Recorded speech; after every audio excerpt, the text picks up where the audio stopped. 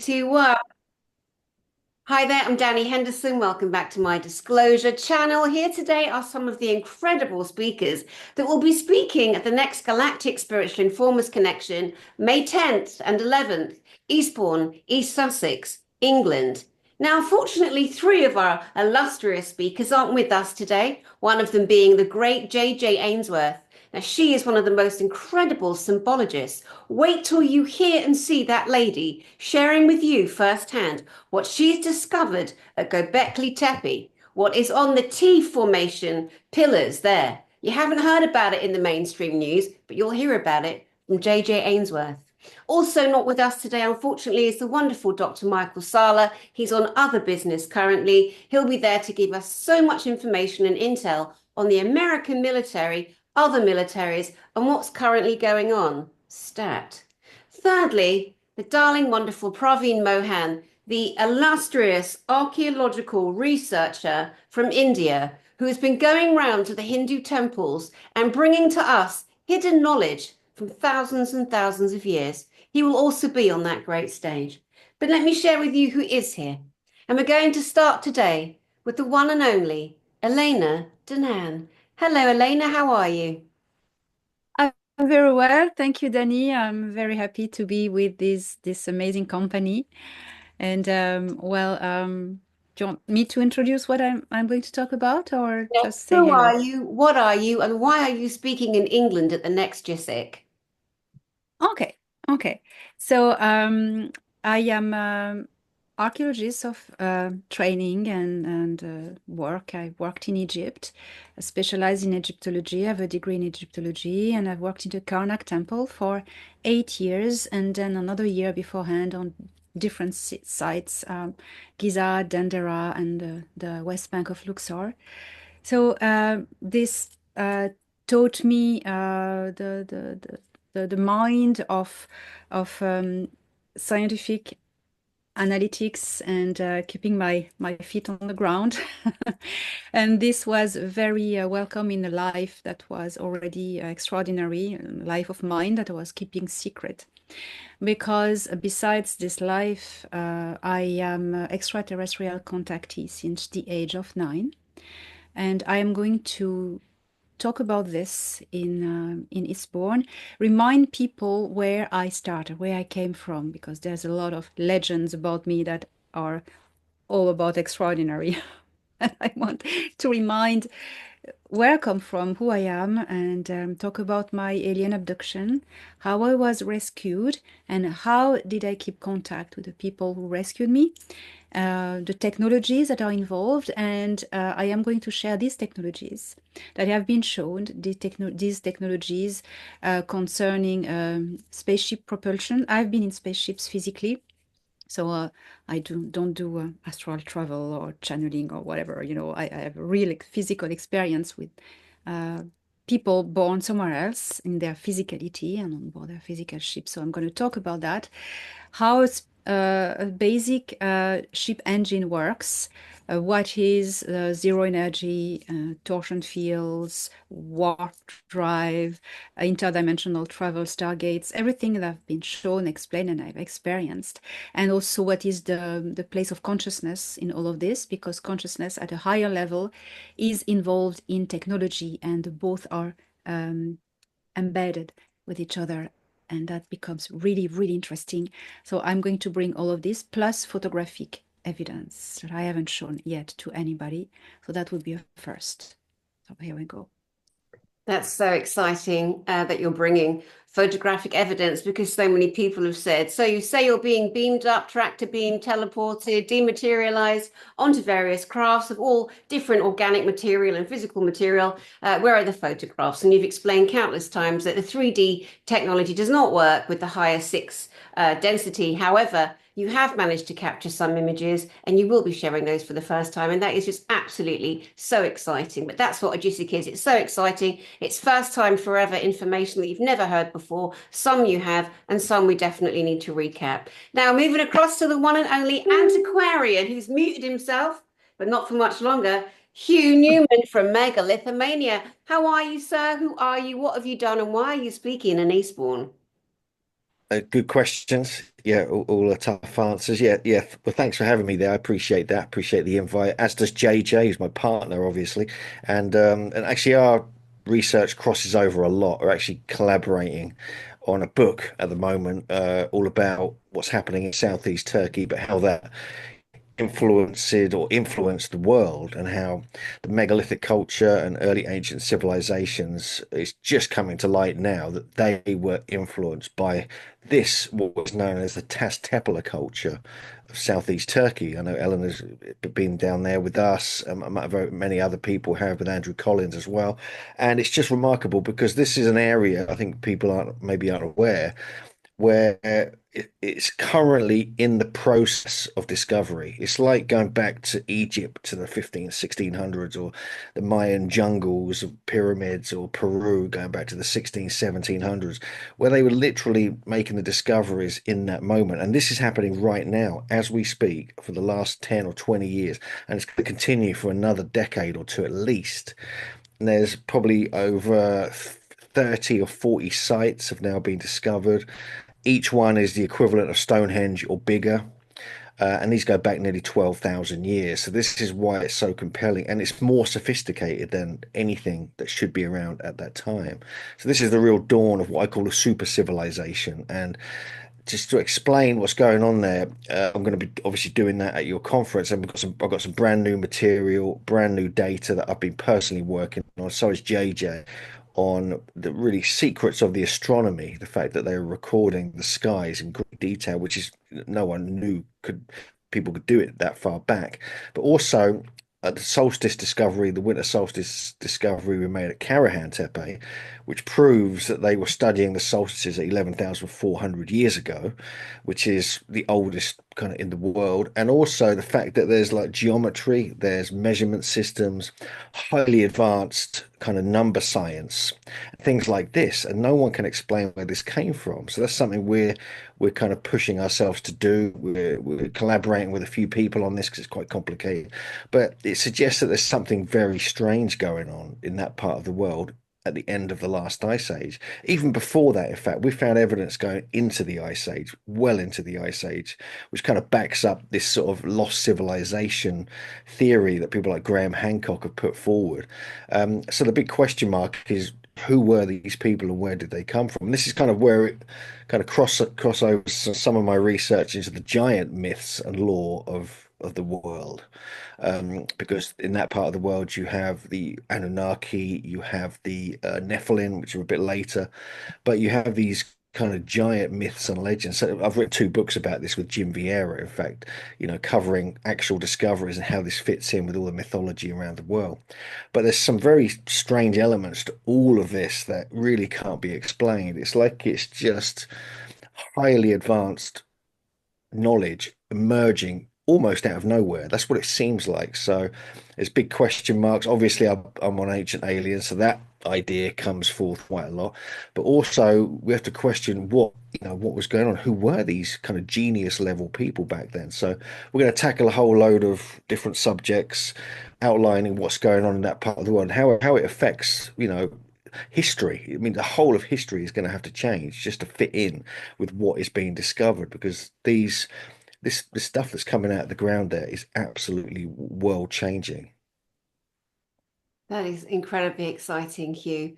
And we're just so honored that you and JJ are going to be joining us, part of the GISIC team this year. Because, like I said to everybody, one of the themes for me for this year, for 2025, not only are we already in full disclosure of everything on planet, off planet, and everything in between, but we need to marry the root civilizations, the beginning of time. We know so much has been redacted and hidden and deleted from us, by the neptiles that run the planet or were. And so it's our job to put it back, to put it right, and to deliver that to humanity. So that's absolutely incredible. Thank you, Hugh. I'll be coming back to you again in this round table. Now let's move across to the one and only Nikki Allen. Nikki Allen, who are you? Woo! She's in the house, girlfriends and boyfriends. Yes, she is.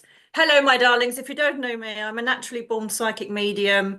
I was completely intent, don't even ask me why, to be a police officer. So I was a police officer, mainly being a police detective. So that gives me a bit of credibility, so you don't think I'm a total tree hugger.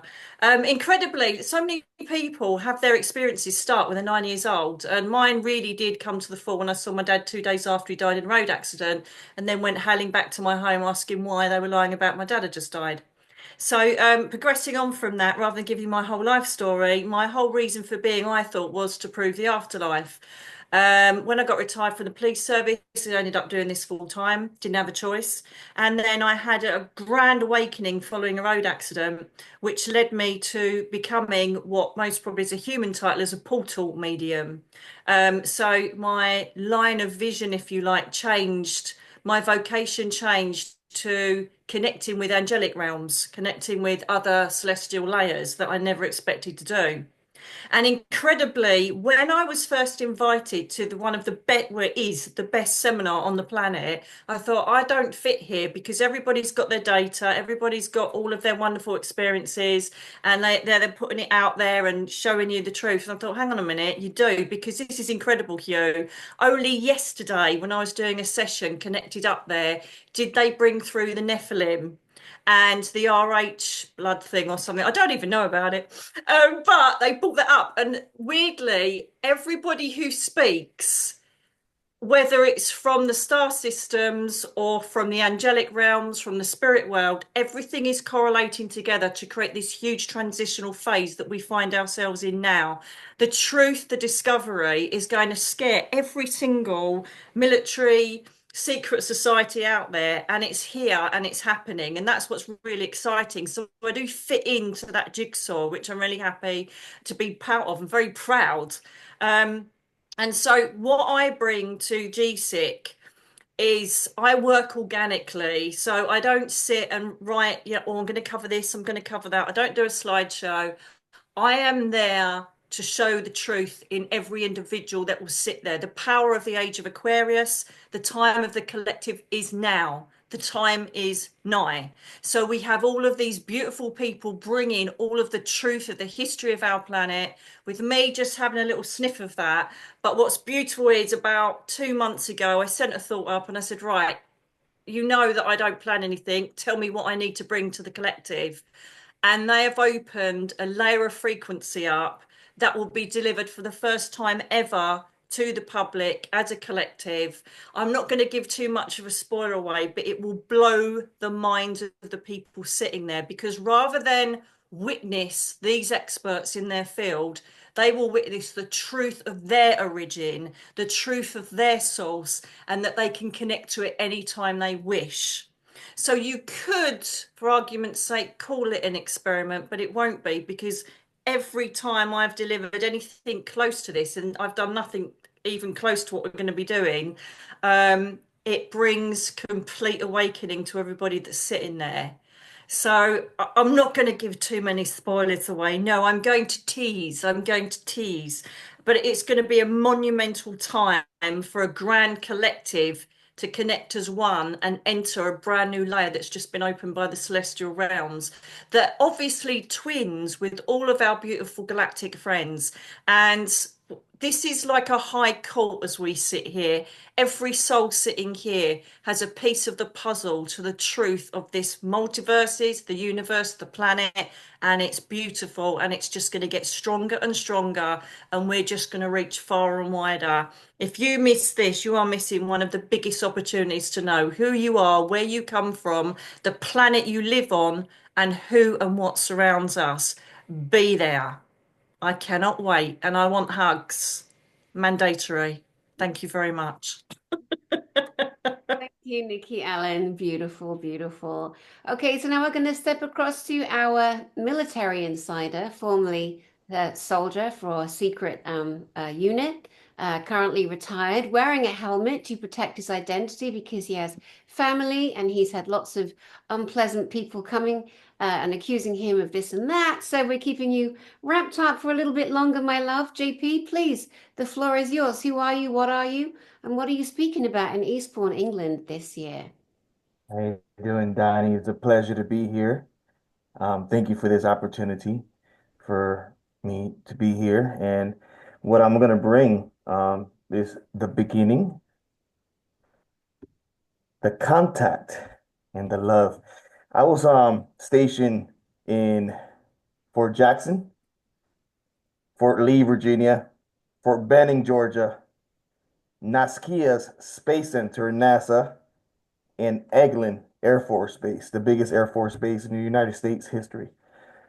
And I was, well, I am one of the first military active duty bringing this information out as a soldier. And from the eyes, I want the public to know how everything looks from the eyes from a soldier and how the contact happened, how this happens in a generational prior, and then it jumps on to us as we are living here today, and how this communication with ETs and extraterrestrials is and interdimensional beings and the spiritual realm, how, like Nikki was saying, everything connects into one, and we connect with these realms and we connect with these ETs, and how the military and soldiers and different other soldiers that might come out as well um, will teach humanity of these untold history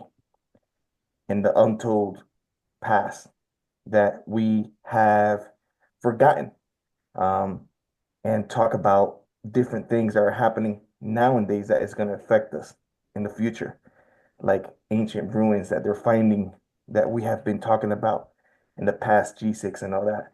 So, and I guess people are waiting for the flyover, and that's going to be an exciting time for this conference.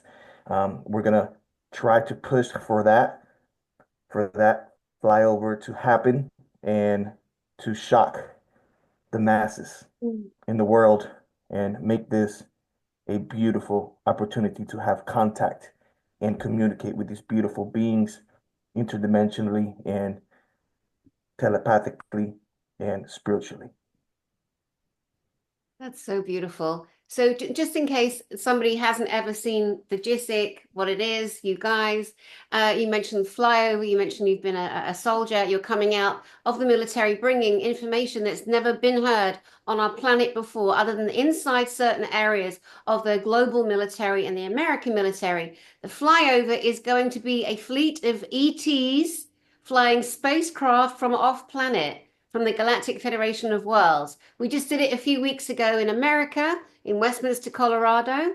And this year now, May 10th, you are the one who's going to be arranging the contact and bringing the fleet over, which is going to be incredible. United with yourself because you have this beautiful energy as well. Mhm. I know Elena did a beautiful job bringing these fleets in. I saw it in France, I saw it in Colorado, and I saw it when we were traveling. Every time we travel with Elena Danaan is a beautiful experience. My Also, sport.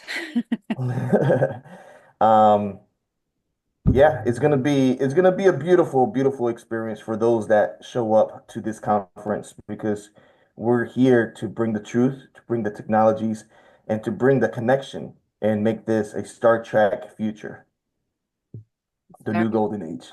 Yeah, and thank you. Yes, absolutely. I will be there also with my energy, and all of us together united to bring and prove to people that our ET brothers and sisters exist. They're real, they're benevolent, they're physical, they look like all of us. We've had them on stage. Jerry Wills is one. He was at our last conference. There's so much that we can share. We literally want to invite millions and millions of people down to Eastbourne Beach. It's a massive area. We're bringing the fleets between the pier and the Wish Tower Hotel. It's a massive area, a big expanse of water. There's nothing anyone can do to stop it. Nobody owns that airspace. Nobody owns the land, that, the sea, the air. And that's why I chose that area there, so we can really see. Also on May the 10th, the weather here in England will be like a twilight. It'll be half dark, half light. So we'll have no problem seeing the physical craft as they come in. We're aiming for about 8 o'clock, I guess between 8 and 9. Last year, 27th of September, 2024, the craft came at around 9:13, right, guys? About 9:13 at night. They basically flew in droves and came together, separated, dived down, flashing green lights. It was absolutely emotionally moving. And I mean, if you could, the people, there were 1,000 people saw it. 1,000 people attending GISIC witnessed this, and it was euphoric. It was life-changing. You are never the same again when you see real extraterrestrial craft made off of this planet, but are here to support us and to, show the Neptards who's in charge, which is all of us and all of you. This is our planet, and we're taking it back, and we're putting the truth out there. So thank you so much, JP. We love you. You're so brave. And when I say to people, JP's been to the moon, and the little 2D thinkers, they're like, ha, ha, ha. Well, snigger and titter ye not, because we have proof. NASA never stopped going to the moon. They just lied about it. But JP with the military has actually been there. And so has our next guest. And his name is Tony Rodrigues. Tony Rodrigues, sir, who are you? What are you? And also, please include the time you were taken to the moon. So before I get into that, I just want to say that I've been sitting here listening to the other speakers and I felt like I was going to bust. Hugh, I can't wait to share some data with you. If you're receptive to it, it might be of use to your work. I was taken when I was 10 years old into a program, into the SSP programs, and started out as in a remote viewing research and psychoenergetics, and I was a field operational psychic kid at 10 years old in South America. I wrote a book about the abduction and about all of the things that I went through, my first book. And then after that, got to work trying to prove it all because I put it out publicly with you guys. And it's a mission of mine. Like, it's not enough to just tell your story. You have to support it, right? And so the research that I did in my story, it's been 10 years. And the first thing I found was the remote viewing research. Well, I went to places in Seattle and uncovered a lot of the the darker stuff, the occult part of the elites that are running these programs. So that was kind of a breadcrumb trail, but that was one of the first bits of corroborating evidence that I had, along with the work that I did with Dr. Salla, who corroborated evidence in space, my memories on Ceres with the NASA probe, and then with the ships with William Tompkins' work. So that was the first bit that gave me some proof. But I went into it, and when I found the remote viewing research and the paper trail and the funding for the program, and more importantly, the gap in the funding of the program, I presented that, I think, at the third GSIC, third one last year. And that sent me down the research and the whole time I've been researching to try to reverse engineer the learning systems that I experienced when I was on Mars and on the moon. So on human bases in space, right? It's a difficult to say to people that have never heard that before, but I'm an open book. But I've been trying to reverse engineer. That's my company, Maple Street Learning. And in the technologies that I've uncovered, specifically in the audio technology and in the psychoenergetics from remote viewing research, for the purpose of just learning, I've uncovered a ton of other things, specifically the makeup of the obelisks in the Karnak Temple and where they're at sitting in the world now, and then psychoenergetic monuments. I presented on this last year, but the research has gone farther, and I've started a sister company to Maple Street Learning called Scion.com, and we've come out with a bunch of audio products because audio seems to fuel some of these monuments to do a psychoenergetic effect. And so I've actually built smaller obelisks here. I've been able to use AI to do some of the harder math numbers because I'm not a physicist, but I've been able to use AI to do that, and I'm very successful with the obelisk renditions that I've built. They're very effective. So we've been able to heal and been able to increase the scores in remote viewing greatly with them. Also, there's one in the works for nerve damage regeneration, and one in the works for water purification, which seems to be what the larger temples were made for, and larger monuments that we see that I presented on last year. So I'd love to share some of this data. There, it all comes together. Honestly, that's not even what I wanted to pre present. So in the years that I've gone public, people have reached out to me, thousands, literally thousands of people have reached out to me with my story and said, Tony, I think I've been through something similar. Can we talk? I just want to talk. People have nowhere to go when they have memories of being abducted. They really have nothing. The professional world has left them high and dry. And so people have contacted me, and I've kept the ledger of the data. And so I just want to present on that because what I'm left with is overlapping evidence. So people come to me by the hundreds and by the 2,500, 20. I kind of have turned down the memory research because now I'm doing the learning. But when you look at the overlap, when somebody comes to you and says, I was abducted by a reptilian and then they took me and did this to me in a room that looked like this. And you go, okay, great, you had a dream. But then somebody else says the same thing, and the room had this in it, and it's the same thing. So we have overlap. So whereas this is a common dream, and then it's too complex for that. And then when I look at the experiences people and digest the timeline of their life, because nobody is abducted and it's a one and done. It's throughout your life that they follow you. So once you're genetically compatible to their technology, probably marries into what Nikki's going to present, marries into what Elena says, and JP, and many others. So we're not the only whistleblowers out here. This is a common phenomenon. So when we look at that, when I go with the timeline and then with the overlapping data, we have a strong case that anybody, the most skeptic minds, really will be hard pressed to refute. So that's what I'm going to present on. And then the other thing is because it's relevant in my scoring. I teach remote viewing for a living now. I'm up to 70 remote viewers. I have a professional group of 7 heavyweights and many others. And I can throw the data out there. I can present remote viewing and then use the overlapping evidence on non-confirmable targets, such as other planets, things in the past, things in the future, things that are not confirmable. When you talk about getting 40 or 50 sessions and comparing the data, it's a very strong. So the results on it. So that will lead me, and I'm going to present on overlapping data. But really, because of what Hugh just said, I'm going to throw in some of the obelisk stuff, and I really want to show you the math of what happens because of the mechanical stress of acoustics on the quartz component of these obelisks, specifically the Aswan granite. So, and I'm curious to do some measurements of the bigger sites in Turkey to see if the wavelengths match up. So that's what I got. I hope that's enough.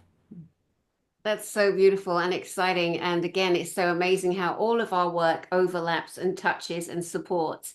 And one of the things about AGISIC is I always emphasize the point that I bring speakers like you that present physical evidence or create a physical anomaly within the body of the person watching, because we have to have these proofs. It's all very well being flattered and amazed by somebody with a fabulous story, but you can go to any conference for that in the disclosure place. Lord knows there's enough of them popping up all of the time. And good luck to them all. There's room for all of us. But with the GISIC, you get people like this. This is the quality that you get to you beautiful viewers out there. You get 5-star and above caliber. You get people who've been off planet. You get people who've been to inner earth. You get people studying and bringing information from hidden technology, from sacred sites that most humans don't even get a look at, like Göbekli Tepe, Karahan Tepe, such as Hugh Newman and his partner JJ Ainsworth here have been to, and bringing new information on. We all want new information. We want proof, data, validation, overlapping information. And Tony Rodrigues, as I mentioned earlier, and JP here and Elena Danaan are frequent visitors to space, have been. And JP and Tony were taken by military personnel. So we're blowing the lid, obviously, whistleblowing on all of the things that have been kept from humanity, because that's our job, because they had no right keeping that from you. They had no right having a funded program called Project Grill Flame for little tiny children Tony Rodrigues was one victim taken by the American military, put into Project Girl Flame, tortured with other children in physical little mobile homes or cabins on an airport ground in California. The airport's called Inyokan. And to this day, their arrogance, those cabins are still there. They're still there. And Tony was able to go and find and photograph and film, and that footage is out. And it's very emotional when Tony realizes, oh my God, this is physically where we were kept and tortured every day. I won't go into the torture here, it's too horrific. But physical evidence, and for those of you on the DNA path, go down there and take some DNA samples. Let's put some people away. Anyway, moving along before I get too out my pram and emotional, but it is for the love of humanity. It is for the love of truth. It is for the love of all of us here in this screen. Each one of us dedicates our lives to truth and love and reality, proving the origins of this planet, the truth of this planet, and we're all very, very passionately connected there. Now, a couple of years ago, 2 or 3 years ago, Elena Danaan was going off on a trip to Turkey, etc., extended 3-week trip. And before I know it, she's going away, and I'm just interviewing this new friend I found whose name is Andrew Collins. He's written a book called The First Pharaoh, Sebekna Pharaoh, a woman. Yay! And I've got him on my channel. Me and Elena are chatting. I'm telling her about this great man, Andrew Collins, who's a really tight, great friend of Hugh Newman here. And then Elena's going off on a trip with him. And then you end up meeting Hugh Newman. Give us a little bit of a rundown, Elena, on how that whole thing transpired. Well, I was drawn to take this tour, Megalithic, and I have to say, it changed my life because you're not going on a touristic tour. Of course, there is touristic fun. You go to restaurant all together, you have fun, but that's not the thing. The thing is a studied tour. And these guys, Andrew Collins, Hugh Newman, and J.J. Ainsworth, they have keys to certain sites tourists don't go. That's one point. But also, you are there with incredible specialists who are researchers or who know the places where they taking us like nobody else know. And it's such a privilege to be with these people in these sites and learn from them. And and they ask also sometimes the group what you think about this, and people share opinion and perspectives. It's an amazing tour that they have. They go in many places on the planet. I was in Eastern Turkey with them. It was very emotional for me to see all these places, and I highly recommend it. They are really tip-top. That's so beautiful. Hugh, give us a little bit of an insight, because you are constantly on your Megalithomania website, constantly creating groups and traveling the world. Let's just talk about where you've been in the last year. Oh, that's going to take a while. Okay, that's well, just following on from Elena. There's, when we were in Turkey with her and many other people, one of the she mentioned that one of the big things we do is get group discussions going. In fact, I think we often set up kind of like a discussion so people can share their ideas because we're all learning. Like me, Andrew, and JJ, we want to hear because often people make little discoveries. I mean, we've had people make major discoveries who've been on our tours. Like we had this guy, Matt Smith, who had just had laser eye surgery, fortunately, and he spotted this thing in the museum that had never been sort of documented or recorded before, and the archaeologists hadn't noticed it either. And it was this major thing. It was this carving of these T pillars on this bone plaque 3 inches tall. And so, and since then, we realised this is like a thing. So we actually really want to get people's perspectives and ideas, and it inspires us, and it actually triggers us. I mean, we've included other people's who come on the tour ideas in our books, in our videos and our research. So we find that side of it really intriguing for us. We're not. It's not just a job for us. We just don't. We actually we would be going to these places on our own if there weren't tour groups with us, because we want to go and check them out and get the full update constantly, especially in Southeast Turkey. I mean, it's literally being excavated now. And then, I mean, something happened recently. This was just after our tour we did in Egypt. A while after that, we went into well, as an area, Andrew discovered the Tomb of the Birds under the Giza Plateau, and we got access to that. It wasn't with a group. There's no way you could take a group in there, but and that now that then soon after that, it's all blown up. That underneath that area we were in, they're claiming all these discoveries have been made. You've seen it all over the news. It's everywhere. Everyone's talking about it. I mentioned this at the conference because there's a few little updates that we've done, and so little things like that. We decided to do that. We had this sort of feeling something was going to happen in the next few months, and then it did. It really kicked off, and now there are all these crazy potential discoveries happening there. But yeah, we as myself and JJ, we're travelers. We get around a bit. I've just been at Dartmoor for a few days doing a bit of research down there. We've been to various places this year. We just got back from Malta. We did a thing over there. Um, we were in Mexico for a month, looking around all the Olmecs sites, trying to navigate our way through cartel territory, which is always fun, and with JJ and Adora, so that makes it even more interesting. And yeah, and we've recently been to Sicily and other places. I actually found a whole series of pyramids in Sicily, which really surprised me. I kind of heard rumors of them, but then I actually found like 12 pyramids. I was like, what the hell? Like seven of them in one area as well. These are black stone pyramids. They're not huge, but they are. And so, you have to go to these. I feel as really strongly, to get a sense of these places, you have to go to them because JJ often picks up what was going on there in the past. She doesn't want to, but she does. She picks up things. She has dreams. I often have little dreams like the days after, or sometimes even leading up to it. So something about visiting these places makes it, you get a whole different perspective because you're going into the actual space, the actual zone that's often a sacred zone of what these people were doing back then. This high magic was taking place there back then. There was like sorcery, there was like stuff happening, enchanting the landscape, and you're going into that zone and picking it up, and like you kind of have these amazing insights.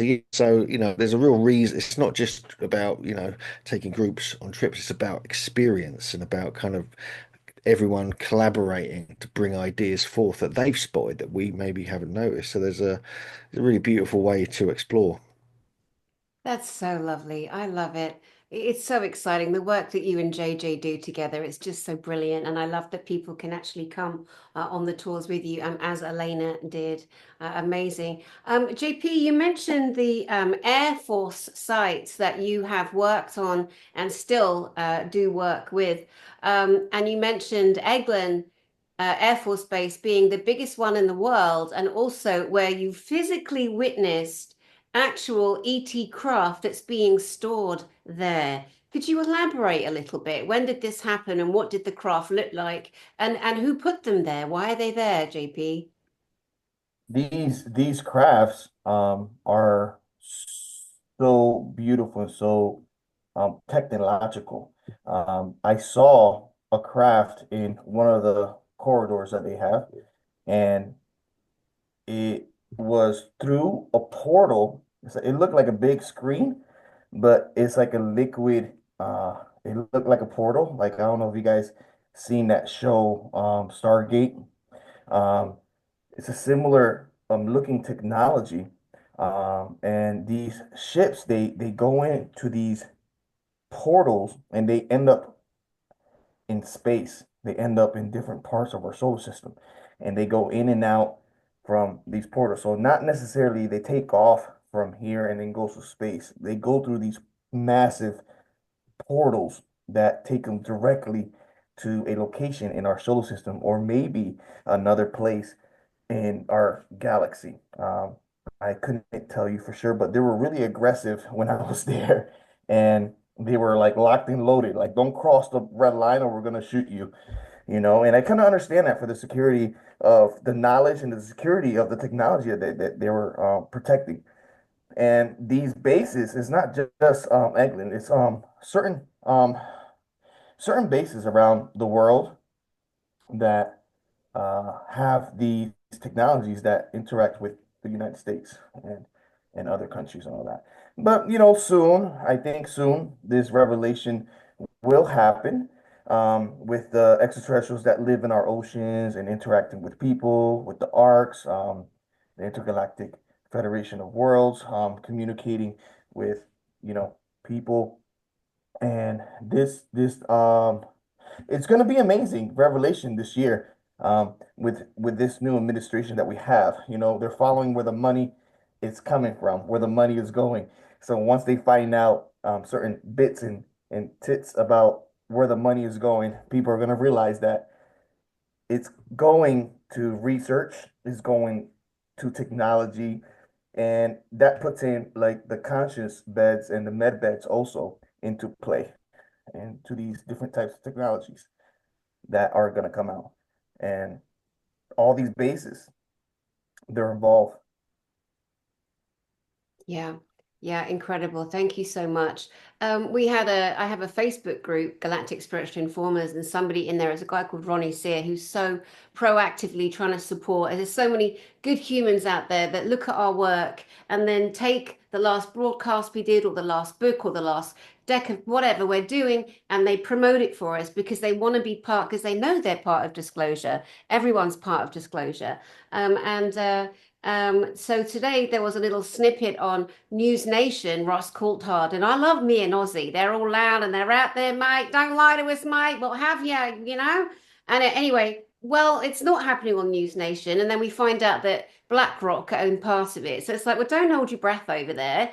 So we have to keep putting information out ourselves. And then they roll out the same people all the time. And that's, again, what we have to keep pushing and showing and proving. And for anyone, I was talking to friends earlier today, my friend's husband, he's like, you know, the lips trying not to go up, the sneer, you know, because I'm saying we're bringing spacecraft, and he's known me since I was like 17, 18. And I'm like, you know what? All you need is to see them for yourself. That's all you can do. People need proof. They need to see with their own eyes. I mean, even then, some people are like, wait, it's not on Travis Parker and Skinwalker Ranch. I can't believe it. It's not on the smelly telly. But mostly people, when they see something incredible, you know, like the space fleet that we're bringing, that's when they can really accept there's something greater than themselves or what they've been told. And then with you guys standing on stage, giving your evidence, showing your images, your slides, people also feel the truth of what is happening, and it adds more to their beautiful lives, which is what we're doing for everybody. Now, Nikki Allen, talking of adding to beautiful lives, you as a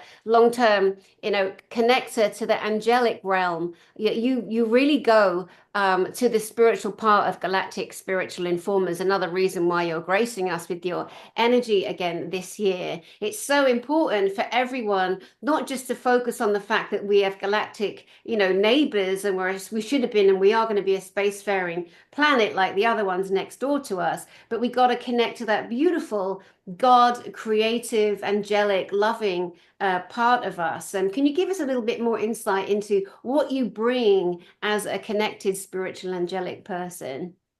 Not much. I'm just joking. Humor is one thing. I feel at the moment that we are in a time and space in respect of humanity where we've had enough of the BS and we want answers. And with the angelic realms have continually confirmed that there are spikes of consciousness energy raising every single day. And so these people are suddenly becoming aware of an alternate reality, if you like, higher frequency, higher consciousness. And they're like, well, where do we go from here? Where do we go from here? Why am I seeing this? Why do I know this? How am I connecting with my galactic friends? How am I connecting with angelic realms? And really, the frequency that the angelic realms connect in is beautifully conducive to the galactic energies. Everything all comes back to source, as far as I have seen. And so the reason why this has taken place, that all of us sitting here have got all of these beautiful aspects of that jigsaw puzzle I was talking about earlier, we're bringing it in to take the collective forward. They don't know what to do with this newfound transitional phase they find themselves in. So part of what I want to do is show them that. We're showing them home. And this is what the angelic realms are perpetually pushing. We need to guide them. We have been placed on this planet at this time to be the leaders, to show the way forward for this transformative time that's taking place on Earth at the moment. And so that is why the beauty and the synergy of all of the energies that are sitting here today and the others that are going to be there are all coming together as the founders of the new world that are going to bring us into that future reality. In all different aspects, we all connect as one. We've all got various connections around us, all of us here, and the other speakers. And when we come together, we're a powerful force of truth discovery and showing the way forward. And that's part of what I want to incorporate, rather than me say, I know this is real, this is where we are, this is the evidence, these are the predictions the angels make. These are, just even the synchronicity of me talking of the giants yesterday. It was literally downloaded, the information about the giants, the giant creatures and the Nephilim. And then as it came out of your lips, Hugh, I'm like, oh, shut the front door. This is amazing. And so we're all counteracting each other to literally bring this truth in. So as I said, I didn't have a plan.